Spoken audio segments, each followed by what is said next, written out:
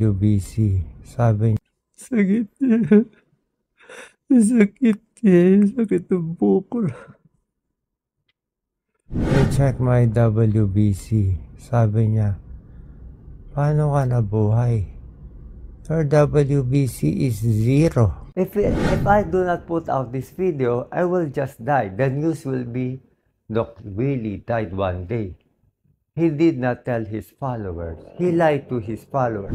I owe it to the Filipino people to be honest to them. I owe it.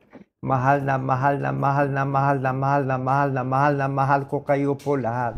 I think I got all this pain from negative thoughts, negative emotion, from all the hurt, from all the bashing I got from the 2022 vice presidential campaign. I got so many bashing. If you pray for me, I think I will get well. If you keep on bashing me, I think I will die.